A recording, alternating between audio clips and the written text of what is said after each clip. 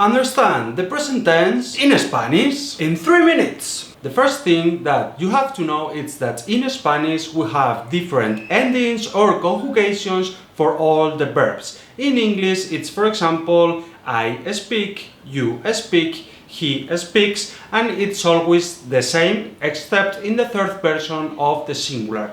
In Spain it changes. It's, for example, yo hablo, tú hablas, él habla.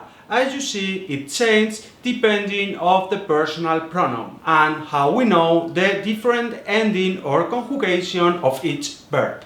And here I have good news and bad news.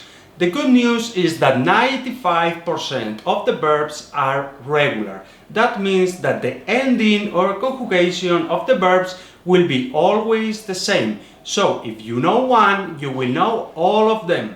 And the bad news is that there is around 5% of irregular verbs. That means that there is not any rule for this. For example, the verb to be, the verb to do, or the verb to go. That's really important verbs, and in that case we don't have a specific rule. That's the bad news, but don't worry, 95% of them are regulars. You also have to know that we have 3 different regular verbs. We have the verbs that finish in ar. For example, hablar. That means to speak or to talk.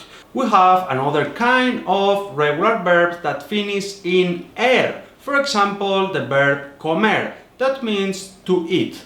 And we have the last kind of regular verb, and they are the verbs that finish in ir. For example, the verb vivir, that means to live. And yeah, it's kind of bad news too, because we'll have to know the rules of each group. But don't worry, because 95% of the verbs are in these regular verbs and they almost have the same rules. If you know the first one, the verbs that finish in are, you will know more or less with some change all the other kind of verbs. Now you know how works the present tense in Spanish, and of course in the next lessons we are going to study all of these verbs and you will know perfectly with examples and exercises.